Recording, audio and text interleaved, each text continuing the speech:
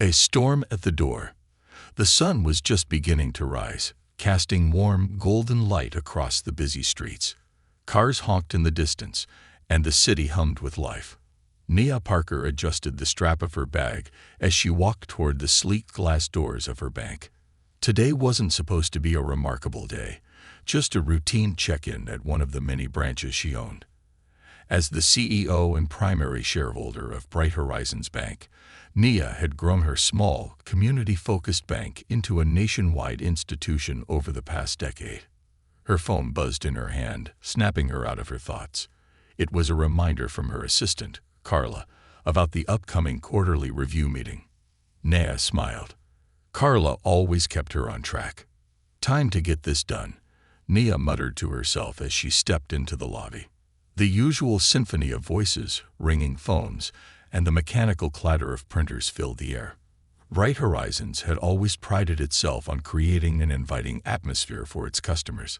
The staff greeted her warmly, and she nodded in acknowledgement, her heels clicking on the marble floor. As she approached the counter, she noticed something unusual, a line of frustrated customers whispering amongst themselves. At the center of the commotion stood a man in a crisp suit, his posture rigid, and his voice calm but firm. "Mr. Dawson, what's the issue?" Nia asked, her tone professional yet curious. The man, the branch manager, turned to her with a polite smile that didn't quite reach his eyes. "Good morning, Miss Parker. It's nothing serious, just a few discrepancies with some checks. I'm handling it." Nia frowned. Dawson had always been competent, but something in his demeanor seemed off. Before she could question further, a woman at the counter raised her voice. "Handling it. You're refusing to cash my check without any proper explanation." The woman, dressed in a tailored navy blue suit, exuded confidence and determination. Her voice carried across the lobby, and the other customers murmured in agreement. "Excuse me," Nia said, stepping forward. "I'm Nia Parker. How can I assist?" The woman turned to her, her eyes blazing with frustration. "I've been banking here for years, and now suddenly, I'm being told my check is invalid. This is unacceptable." Nia glanced at Dawson, who avoided her gaze. "Let me take a look," she said, extending her hand toward the check. Dawson hesitated but eventually handed it over. Nia examined it carefully. Everything seemed in order. The account number, the signatures, even the watermark. "This check is fine," Nia said firmly. "Mr. Dawson, why was it flagged?" He opened his mouth to respond, but before he could, a uniformed security officer approached, whispering something in his ear. Dawson's face paled, and he quickly excused himself. The woman crossed her arms. "So, what now? Am I supposed to just wait?" "Not at all," Nia said, handing the check to one of the tellers. "Please process this immediately." The woman nodded, her expression softening slightly. "Thank you." As the teller worked, Nia's thoughts churned. Something wasn't right. Dawson's behavior, the sudden flagging of checks, none of it made sense. She needed answers. Later that afternoon, Nia sat in her office, poring over transaction reports and customer complaints that Carla had compiled. The list was growing. Dozens of accounts flagged for discrepancies, checks being rejected without explanation, and even reports of unauthorized transactions. "Someone's undermining the system," Nia said aloud, her voice sharp with anger. Carla looked up from her seat across the desk. "Do you think it's internal?" Nia tapped her pen against the desk. "It has to be. These issues are too targeted. Someone's trying to destabilize us."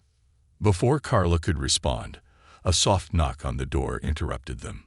"Come in," Nia called. Dawson entered, his face drawn and weary. "Miss Parker, we need to talk." Nia gestured for him to sit.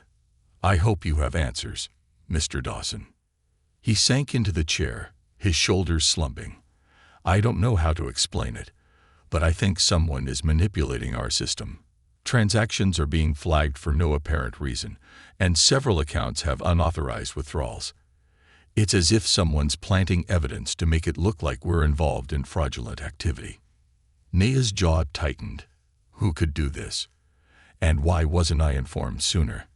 I didn't want to jump to conclusions without evidence, Dawson admitted. But now it's escalated. This morning we received a notice from the Federal Banking Authority. They're launching an investigation into Bright Horizons. Nia felt the air leave her lungs. An investigation? For what? Dawson hesitated before replying. Money laundering. The words hung in the air like a storm cloud, and Nia's mind raced. Her entire life's work was being called into question. This isn't just about the bank, Carla said softly. It's about you, Nia. They're targeting you. Nia clenched her fists, her resolve hardening. Whoever was behind this thought they could destroy everything she had built. But they were wrong. She wouldn't go down without a fight. Get the legal team, Nia said, her voice steady and commanding. We're going to get to the bottom of this. Dawson nodded and left the room. Carla placed a hand on Nia's shoulder. We'll figure this out. Nia nodded, but her mind was already racing ahead. Whoever was behind this wouldn't stop until they achieved their goal. She wouldn't let them win. Unmasking shadows. Nia Parker sat in her office, the weight of Dawson's words pressing heavily on her shoulders. An investigation for money laundering. The accusation was as absurd as it was devastating. She had spent her life building Bright Horizons Bank into a symbol of integrity and community trust. To be implicated in something so vile shook her to her core. Her phone buzzed on the desk, pulling her from her thoughts. It was Rick Monroe, her attorney and longtime confidant. His name on the screen was a small comfort. If anyone could help her navigate this storm, it was Rick. She answered, her voice steady despite the turmoil brewing inside her. Rick, I need you at the bank. Now. I'm already on my way, he said, his voice calm but laced with urgency. I heard about the federal notice. We need to strategize. Nia nodded, even though he couldn't see her. Good. There's something bigger going on here, and I need answers. Someone is trying to sabotage everything I've worked for. Rick hesitated before speaking again. Be careful, Nia. Whoever is behind this isn't playing games. I'll be there in 20. Nia ended the call and leaned back in her chair, her eyes scanning the reports spread across her desk. The unauthorized withdrawals, the flight checks, the sudden surge of discrepancies. It was all too calculated to be a coincidence. Her intercom buzzed. Carla's voice came through, calm and professional as always. Miss Parker, there's a man here to see you. He says he's with the federal investigation team. Nia's stomach tightened. They were moving fast. Send him in. The door opened, and a tall man in a charcoal suit stepped inside. His presence filled the room with an air of authority. He introduced himself as Agent Michael Trent, showing his badge briefly before taking the seat across from Nia. Ms. Parker, he began, his tone measured, I won't take much of your time. We're conducting a preliminary investigation into several financial irregularities linked to Bright Horizons Bank. I'm here to ask a few questions. Nia met his gaze, her expression firm. I'm happy to cooperate, Agent Trent, but let me be clear. I have no knowledge of any illegal activities. This bank operates with the highest standards of integrity. Trent nodded, but his eyes betrayed a hint of skepticism. I understand. However, the evidence we've gathered suggests otherwise.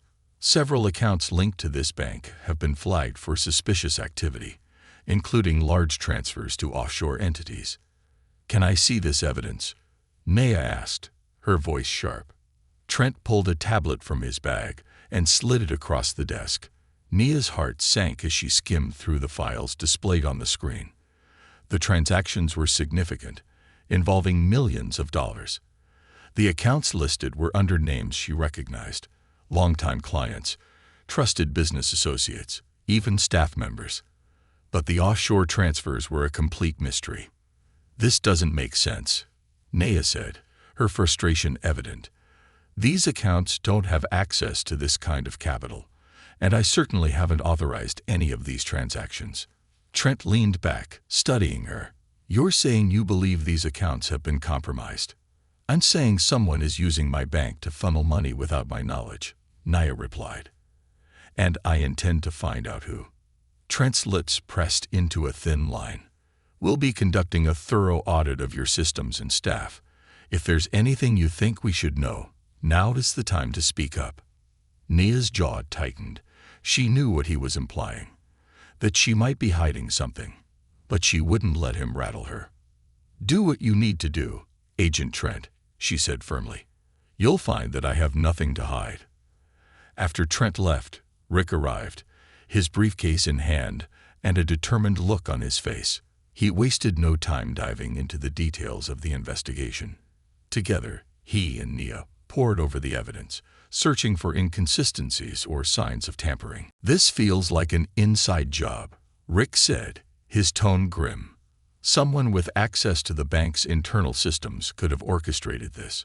They'd need to know how to manipulate transactions without raising immediate red flags. Nia nodded, her mind racing. But who? Dawson mentioned unauthorized withdrawals and discrepancies. Could it be someone in it? Possibly, Rick replied. But it could also be someone higher up, someone who knows the systems and the people well enough to cover their tracks. As they spoke, Carla knocked and entered the room, her expression troubled. She held a file in her hands. Ms. Parker, I found something, she said, placing the file on the desk. It's a list of recent logins to the bank's internal network. There's a pattern. Several logins from an external IP address, all during odd hours. Nita's eyes narrowed as she examined the file. The logins were tied to an administrative account, one with elevated privileges. Who owns this account? She asked. Carla hesitated. It's assigned to Mr. Dawson. Nia froze. Dawson? Could the branch manager she had trusted for years be involved in this scheme? Rick leaned over, his brow furrowed. This doesn't prove Dawson is behind it, but it's suspicious. If someone else gained access to his credentials, they could use his account to cover their tracks. Bring him in, Nia said, her voice cold. I want answers. Carla nodded and left the room. Moments later, she returned with Dawson in tow. His face was pale, and he looked genuinely nervous. Dawson, Nia began, her tone icy. We've found evidence of unauthorized logins tied to your account. What do you have to say about this? Dawson's eyes widened in shock. I don't know what you're talking about. I haven't accessed the system outside of work hours. Then explain this, Rick said, sliding the file toward him. Dawson scanned the document, his hands trembling. This isn't me, he stammered. I swear, I didn't do this. Who else has access to your credentials? Nia demanded. No one, Dawson replied, his voice desperate. At least, not officially. But there was a breach last month. It said it was minor, and they resolved it. I didn't think it was connected to anything like this. Nia exchanged a glance with Rick. A breach. It was the first solid lead they had. Get me the head of it, Nia said, her tone leaving no room for argument. By the time the head of it, Malcolm Stokes, arrived, Nia's patience was wearing thin. Malcolm was a meticulous man, known for his attention to detail. If anyone could provide insight into the breach, it was him. I remember the incident, Malcolm said, tapping on his tablet as he reviewed his notes. It was a phishing attack. Someone sent a fake email to a few employees, asking them to reset their passwords. One of them fell for it. Dawson's assistant, I believe. We flagged it and updated security protocols. But could someone have accessed the system before you caught it? Nia asked. Malcolm hesitated. It's possible. If they moved quickly enough, they could have created a backdoor into the system. Then we need to find it, Rick said. And we need to find it fast. Malcolm nodded. I'll start running a full security suite, but if there's a backdoor, it might not be easy to detect. Do whatever it takes, Nia said. We're running out of time. As Malcolm left to begin his work, Nia leaned back in her chair, exhaustion threatening to overtake her. The pieces were starting to come together, But the picture they painted was still unclear. "Whoever's behind this is smart," Rick said. "They'd been planning this for a long time. And they're not done yet," Nia replied, her voice steely. "But neither am I." As the evening wore on, Nia's resolve only grew stronger. She would find the truth. She would clear her name. And she would make whoever was behind this pay for underestimating her. The invisible enemy. The soft hum of the air conditioning filled Nia Parker's office as the night deepened. The bank was eerily quiet, the bustling activity of the day replaced by a tense stillness. Outside the large window, the city lights twinkled like scattered stars, but Nia barely noticed them. Her focus was entirely on the storm brewing inside her institution. Her phone buzzed, jolting her from her thoughts. It was Malcolm Stokes, the head of it. She answered immediately. "I found something," Malcolm said without preamble. "It's a backdoor, just as we suspected. Whoever did this covered their tracks well, but they left a faint digital signature." Nia's heart quickened. "Can you trace it? Find out who's behind this?" "I'm working on it," Malcolm replied. "But it's not straightforward.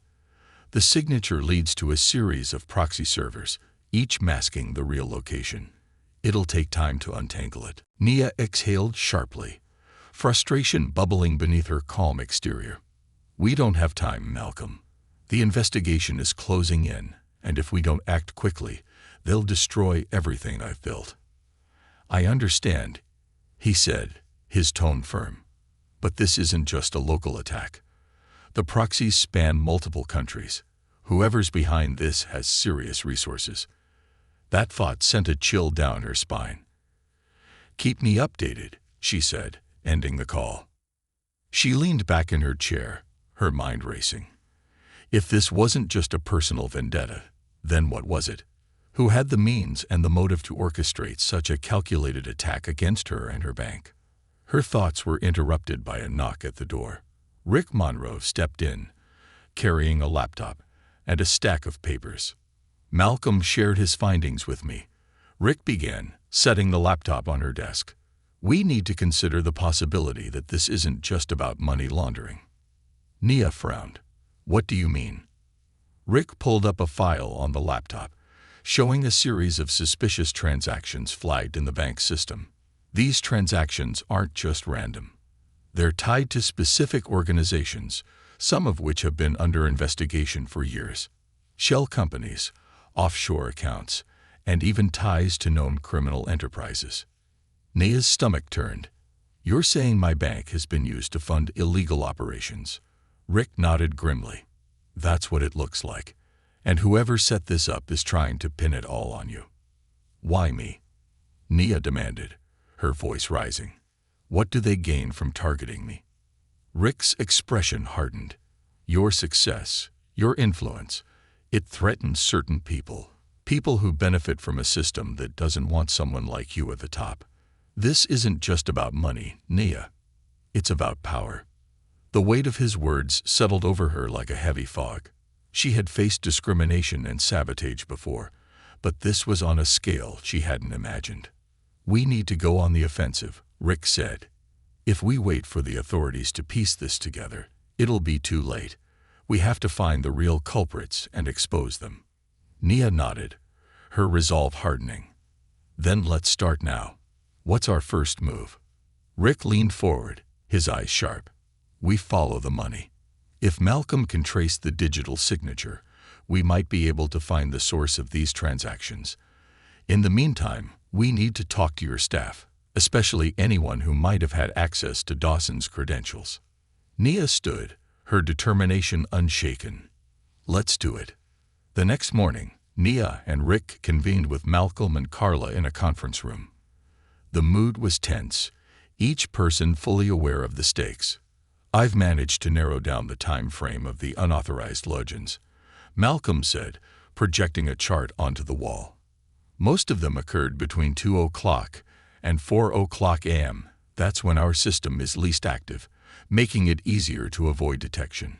Carla frowned. "But who would have access at that time? The building is locked down overnight." Only a handful of employees have remote access, Malcolm replied. Dawson, his assistant, and a few members of it. Rick tapped a finger on the table. We need to interview them all. Start with Dawson's assistant. She was the one who fell for the phishing attack. Carla nodded and left to summon the assistant, a young woman named Rachel. When Rachel arrived, she looked nervous, her hands twisting in her lap as she sat across from Nia and Rick. Rachel, Nia began gently, we need to ask you some questions about your account credentials. Malcolm has identified unauthorized logins tied to your account, and we need to know if you've noticed anything unusual. Rachel's eyes widened. I didn't know. I got that phishing email last month, but it told me everything was fine after they reset my password. Did anyone else have access to your account? Rick asked. No, she said quickly. At least not that I know of. I always log out when I'm done, and my workstation is locked when I'm not using it. Rick and Nia exchanged a glance. Rachel seemed sincere, but her account was undeniably part of the breach. Thank you, Rachel, Nia said. You're not in trouble, but we need to be thorough. If you think of anything else, let us know. After Rachel left, Rick sighed. She's not our mastermind, but her account was a weak link. Whoever's behind this exploited it.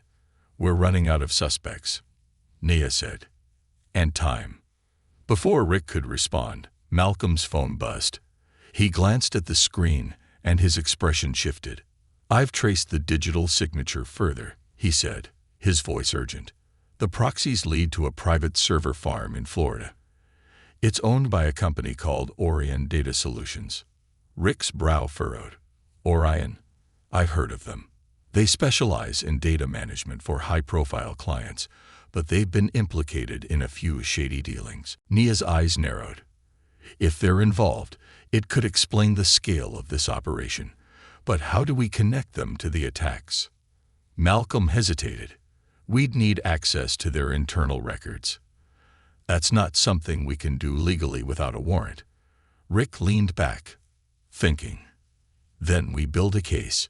If we can link Orion to the fraudulent transactions, we'll have enough to bring the authorities in on this. And if we can't? Nia asked. Rick's expression darkened. Then we'll have to take matters into our own hands.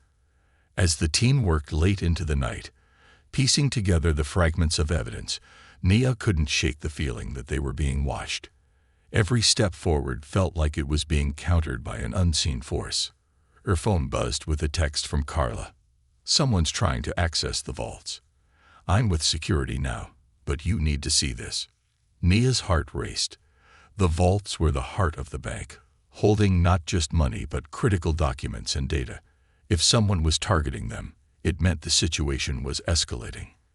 I need to go downstairs, she told Rick, showing him the text. He stood immediately. I'm coming with you. As they made their way to the vaults, Nia couldn't help but feel that the invisible enemy they were chasing was closer than ever. Whoever they were bold, resourceful, and willing to risk everything to destroy her. And Nia was just as determined to stop them. Into the vault. Nia Parker moved quickly, Rick Monroe at her side, as they navigated the labyrinthine corridors leading to the heart of the bank, the vaults. The urgency in Carla's text reverberated in her mind. Someone was targeting the vaults, and the implication sent a chill down her spine. Security personnel greeted them near the reinforced doors. Carla stood nearby, her face a mixture of worry and resolve. She stepped forward as Nia and Rick approached. They tried accessing the vault with an old override code, Carla explained, handing Nia a printout of the security logs. Luckily, the system flagged it as suspicious and locked them out. Nia scanned the report. The override code used was indeed old, one that hadn't been valid for years, but it raised an alarming question. How did someone even know about it? Only a select few had ever been privy to such codes, and those people were no longer with the bank, or so she thought. Do we have surveillance footage? Rick asked, his tone sharp. Carla nodded. I pulled it. You need to see this. She led them to the security office adjacent to the vault. Inside, screens displayed live and recorded footage from every corner of the bank. Carla tapped a few keys, and the screen filled with grainy footage from earlier that evening. "There," she said, pointing to a figure cloaked in dark clothing, their face obscured by a hood. The person moved with precision, navigating the restricted areas as though they had intimate knowledge of the building's layout. They paused at the vault's keypad, inputting the override code before stepping back as the system locked them out. "Do we know how they got in?" Naya asked, her eyes locked on the screen. "They bypassed the main entrance entirely," Carla replied. "Came through the service door in the rear. That door requires a staff keycard." Nia's heart sank. Another betrayal.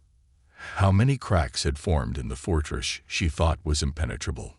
Rick leaned closer to the screen, studying the figure's movements. "They're not just a random thief. They know exactly what they're doing." "Can we track the keycard they used?" Nia asked, a hint of desperation creeping into her voice.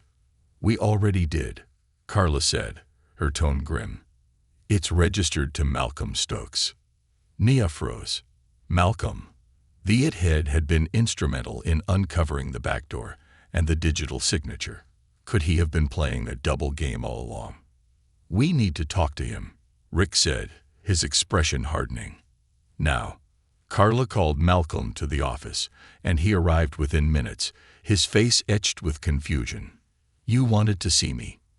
he asked, glancing nervously at Nia and Rick. Nia wasted no time. "Malcolm, your keycard was used to access the service door leading to the vault. Someone tried to use an old override code to gain entry.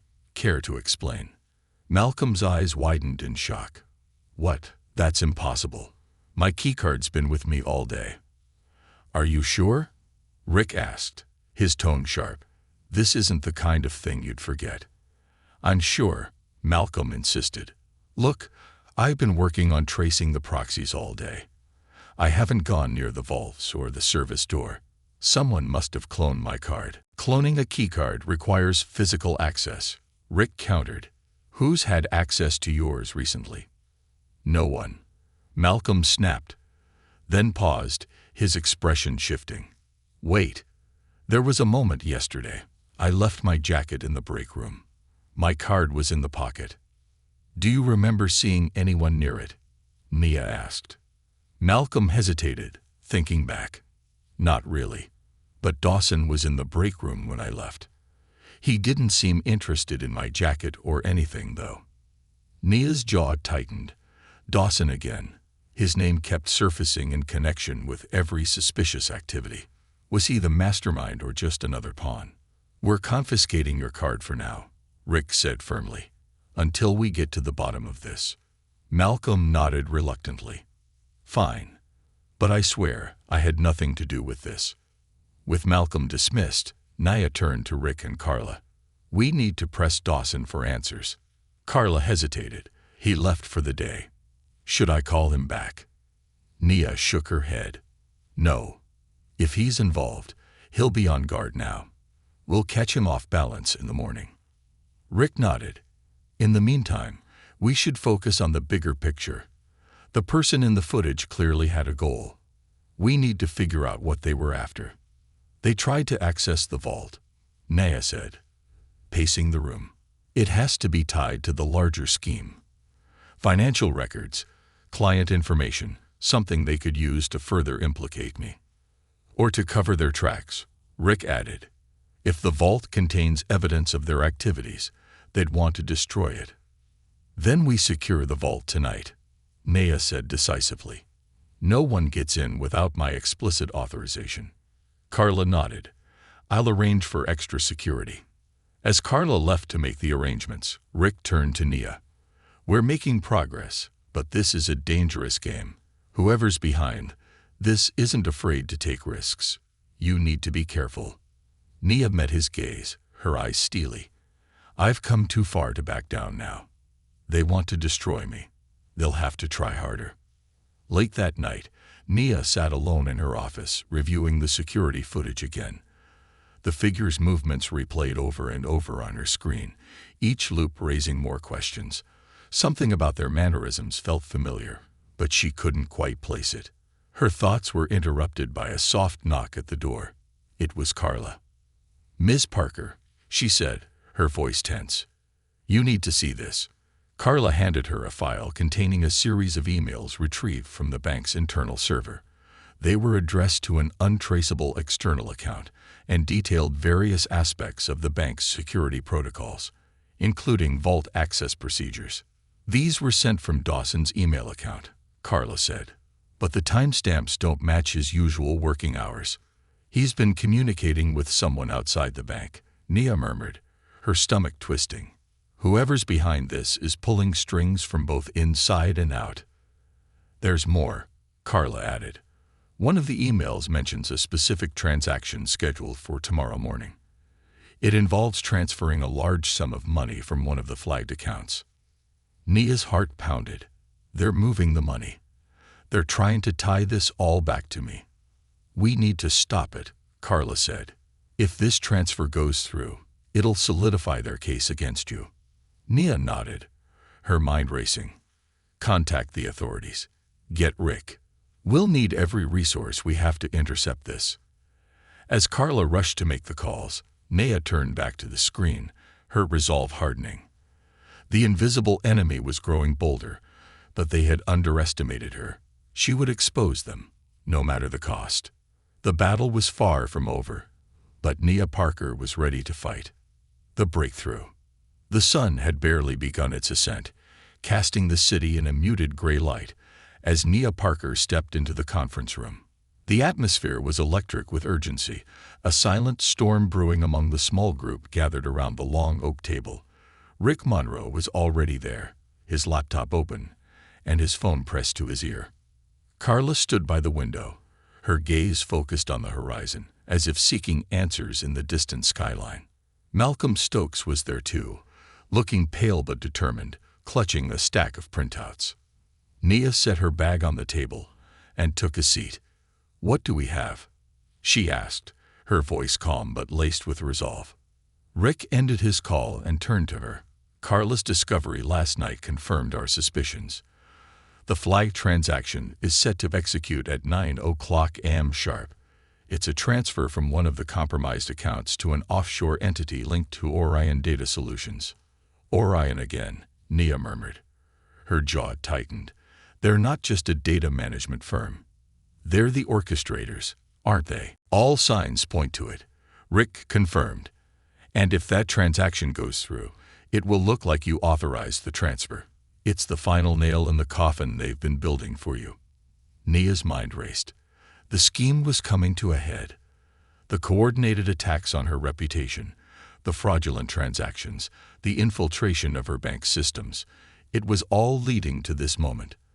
The culprits wanted to tie her name to money laundering so definitively that it would take years to unravel the truth. "We're not going to let it happen," Nia said, her voice steady. "Malcolm, can you block the transfer?" Malcolm shook his head, not without raising red flags. "If I stop it outright, they'll know we're onto them, and they might escalate their attacks." "What about redirecting it?" Carla suggested, stepping forward. "Can we send the money to a secure holding account instead? Somewhere it can't be accessed, but won't trigger any alarms." Malcolm's eyes lit up. "That could work. I'd need about an hour to set it up, but it's risky. If they're monitoring the transaction in real time, they might notice." "Then we need a diversion," Rick said. "Something to occupy their attention while we work." Nia nodded. "Carla, alert our PR team. I want a press release ready within the hour addressing the investigation. Acknowledge the issues but emphasize our cooperation with the authorities and our commitment to transparency. That should stir the pot enough to distract them." Carla nodded and left the room to make the arrangements. "Rick, you'll be the point of contact for the authorities. We need to ensure that any external communication from the bank goes through you. No leaks, no missteps." "Understood," Rick said. "Malcolm," Nia continued, "you focus on rerouting the transaction. I don't care what it takes. Make sure that money doesn't leave our control." Malcolm gave a determined nod. "I'm on it." As the minutes ticked by, the tension in the room became almost palpable. Naya sat at the head of the table, her fingers steepled as she watched the team work. Carla returned with updates from the PR team, and Rick coordinated with law enforcement to ensure the bank's security protocols were upheld during the operation. At exactly 8:45 a.m., Malcolm looked up from his laptop, his face pale but triumphant. "I've set up the holding account. The transfer will be rerouted there, and the system will flag it as completed to avoid suspicion." "Good work," Nia said. "Now we wait." The minutes stretched into what felt like hours as the clock edged closer to 9. Finally, Malcolm broke the silence. "It's done," he said, exhaling sharply. "The money is safe. They won't know it's been redirected until they try to access it." A collective sigh of relief swept through the room, but Nia's mind was already racing ahead. "Now we need to move. Whoever orchestrated this won't stop here. We have to expose them before they regroup." Rick nodded. "Agreed. Malcolm, can you finish tracing the digital signature? We need to tie it directly to Orion." "I'm working on it," Malcolm said, his fingers flying over the keyboard. Carla stepped forward. "And what about Dawson? His name keeps coming up. Should we confront him?" Nia hesitated. Confronting Dawson without solid proof could backfire, but letting him continue to operate unchecked was a risk she couldn't afford. "We'll bring him in," she decided. "But not yet. Let's see what Malcolm uncovers first." By mid-afternoon, Malcolm had a breakthrough. He burst into the conference room, his face flushed with excitement. "I've got it," he announced, holding up a USB drive. The digital signature ties directly to a server owned by Orion Data Solutions. And there's more. They've been funneling data from several other banks as well. This isn't just about Bright Horizons. It's a coordinated attack on multiple institutions. Nia felt a surge of both anger and determination. They're destabilizing banks to create chaos, and in the process, they're lining their pockets while destroying lives. Rick leaned forward, his expression grim. "We need to take this to the authorities immediately. This is beyond us now." Nia nodded. "Agreed. But we can't just hand it over and hope for the best. We need to control the narrative. If we let them spin this their way, it could still ruin us." Carla stepped in. "The press release is ready. It frames us as the first institution to uncover the scheme and positions Bright Horizons as a leader in combating financial crime." "Perfect," Nia said. "Release it, and schedule a press conference for tomorrow morning. We're going to take this public." Rick hesitated. "Are you sure? Once this is out, it's a war." "It already is," Nia said firmly. "They tried to destroy me, Rick. They tried to destroy everything I've built. Now it's time to fight back." As night fell, Nia stood in her office, staring out at the city below. The lights stretched endlessly, each one a testament to the lives and dreams of the people she served. Bright Horizons wasn't just a bank. It was a beacon of hope, a place where people could trust their futures. She turned to her desk, where Malcolm's USB drive sat next to a folder of evidence. Tomorrow, she would take her stand. Tomorrow, the world would know the truth. For now, she allowed herself a moment of quiet reflection. The battle was far from over, but she had faced the worst and come out stronger. Whoever her enemies were, they had underestimated her resilience. They wouldn't make that mistake again. The reckoning. The morning of the press conference arrived with a tense energy that seemed to radiate throughout Bright Horizons Bank. The grand lobby, usually a hub of calm professionalism, was abuzz with activity. Reporters gathered near the podium, their microphones and cameras pointed in anticipation. Employees whispered among themselves, a mix of anxiety and hope evident in their faces. Nia Parker, dressed in a sleek black suit that radiated authority, stood in her office overlooking the scene. "Are you ready for this?" Rick Monroe asked, stepping into the room with a folder of notes. Nia turned from the window, her expression resolute. "I've never been more ready, Rick. They've played their hand, and now it's our turn." Rick nodded. "We've coordinated with law enforcement. The evidence we have will be presented to the authorities immediately after the press conference. Malcolm's findings tie Orion Data Solutions to every fraudulent transaction, not just at Bright Horizons, but across multiple banks. This is bigger than we thought." Nia's jaw tightened. "Good. Let's expose them for what they are." Carla entered the room, holding a tablet. "Ms. Parker, the reporters are ready. The live stream is set up and broadcasting to our social media channels." Nia took a deep breath, steadying herself. "Let's do this." The room fell silent as Nia stepped up to the podium. The cameras zoomed in on her, and flashes lit the air like bursts of lightning. She looked out at the sea of faces, reporters waiting eagerly, employees standing at the edges, and somewhere, she knew, her enemies watching from the shadows. "Good morning," Nia began, her voice steady and commanding. "For years, Bright Horizons Bank has been a symbol of trust, community, and resilience. Today, I stand before you not to defend our reputation, but to reveal a truth that goes beyond our walls." She paused, letting the weight of her words settle. The room was so silent that even the faint hum of the air conditioning was audible. Over the past several weeks, Bright Horizons has been the target of a calculated attack. Unauthorized transactions, false accusations, and malicious attempts to frame this institution for crimes we did not commit. This was not an accident. This was not random. This was a deliberate effort to dismantle everything we've built. Murmurs rippled through the crowd, but Nia continued without faltering. "We have traced these attacks to an external entity, Orion Data Solutions. They have not only targeted Bright Horizons, but have systematically exploited banks across the country, funneling illicit funds and fabricating evidence to destroy lives and businesses. Today, I present irrefutable evidence of their crimes." She gestured to Carla, who tapped her tablet. The large screen behind Nia came to life, displaying charts, transaction logs, and emails linking Orion to the fraudulent activities.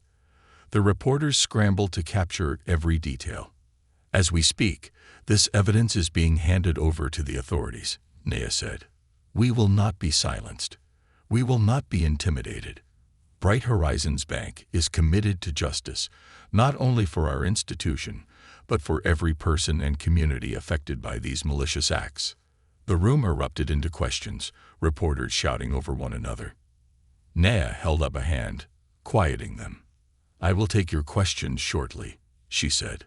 "But first, I have one final message for those who thought they could destroy us. You underestimated the strength of this community, the resilience of this bank, and the resolve of its leader. We are not just fighting for Bright Horizons.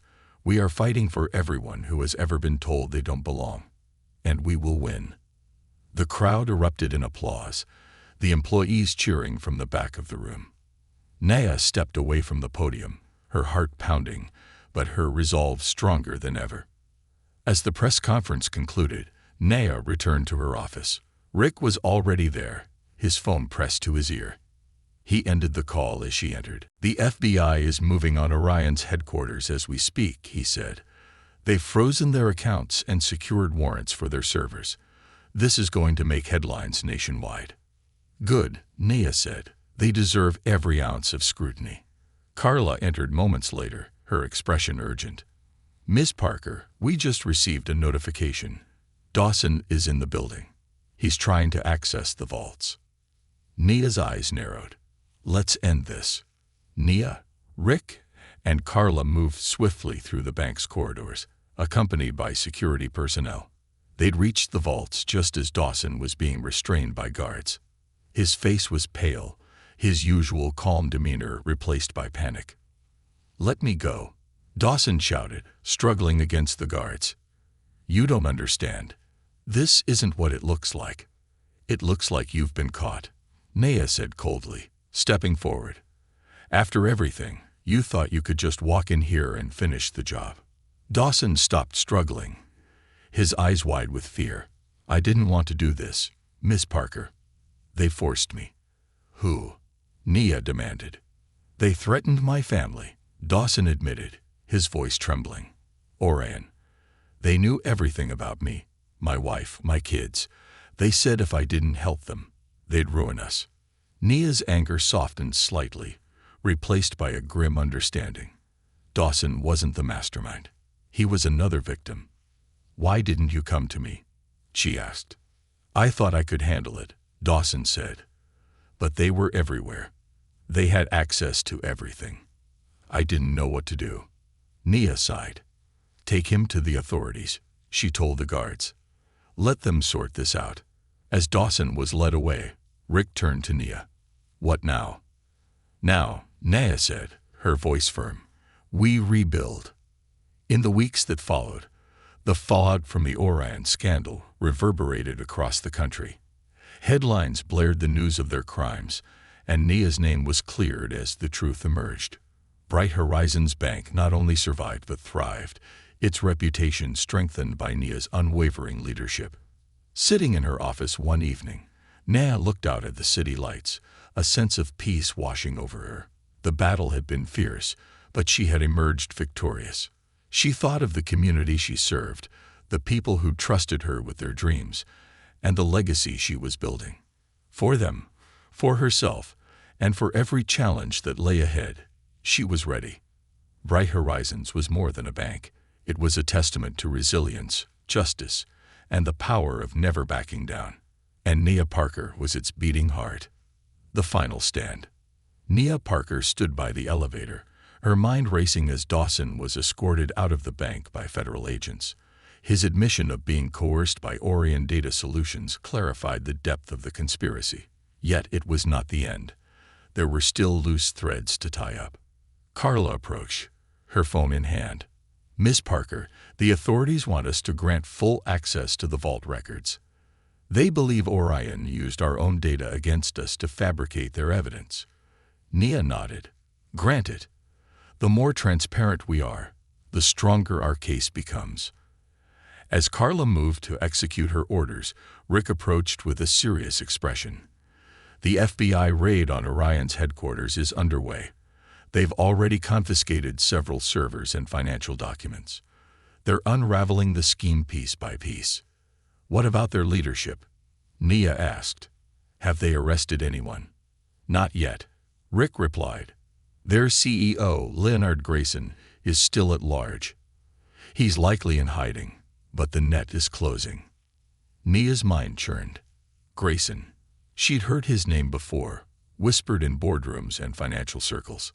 He was a shadowy figure with a reputation for operating in the gray areas of corporate ethics. If he was the mastermind, he wouldn't go down without a fight. The hours dragged on as Nia coordinated with law enforcement, ensuring that every detail was scrutinized. By late afternoon, her phone buzzed with a call from Agent Michael Trent, the lead investigator. Ms. Parker, he began, his voice clipped. We've intercepted communications from Grayson. He's been directing this operation remotely. The evidence points to him orchestrating the attacks not only on your bank, but on several others to destabilize the financial sector for personal gain. Do you have him? Nia asked, her grip tightening on the phone. Not yet, Trent admitted, but we're close. His arrogance will be his downfall. He underestimated how quickly we'd piece this together. Keep me updated, Nia said before ending the call. She turned to Rick, who had been listening nearby. Grayson's behind this. If they don't catch him soon, he'll regroup and try again. Rick frowned. We need to ensure Bright Horizons is untouchable. Strengthen our security, vet our staff. Anything that could be exploited. Nia nodded. And we need to stay vigilant. This fight isn't over until Grayson is in custody. 2 days later, Nia was in her office when the news broke. Leonard Grayson had been arrested at a private airstrip, attempting to flee the country. The FBI's evidence was overwhelming. Emails, financial records, and testimony from Dawson and others who had been coerced into cooperating. Grayson's empire had crumbled, and with it, the threat to Bright Horizons. Rick entered the office moments later, a rare smile on his face. They got him. Nia exhaled, a weight lifting off her shoulders. Finally. The media's already spinning this as a victory for Bright Horizons. Rick added, your leadership is being praised across the board. Customers are rallying behind you. Nia allowed herself a small smile. Good, but let's not get complacent. We need to rebuild trust, not just celebrate a win. In the weeks that followed, Bright Horizons launched a comprehensive campaign to restore faith in its operations. Nia made public appearances, addressing concerns and reaffirming the bank's commitment to integrity. The proactive approach resonated with the community, and Bright Horizons not only recovered but grew stronger. Dawson, though implicated, was shown leniency for cooperating with the investigation. He resigned quietly, leaving behind a message of gratitude and regret. One evening, Nia sat in her office, the lights of the city stretching before her. Rick entered with a glass of champagne. You've earned this, he said, handing her the glass. Nia chuckled softly, taking it. We've earned it. As they toasted, Nia looked out at the city, a deep sense of satisfaction settling over her. The battle had been long and grueling, but she had stood her ground. Bright Horizons was more than a bank. It was a symbol of resilience and integrity, a beacon of hope for those who had ever been underestimated. The storm had passed, but the lessons it brought remained. Nia Parker knew that challenges would always come, but she was ready to face them. Because when the world tried to knock her down, she rose stronger every time.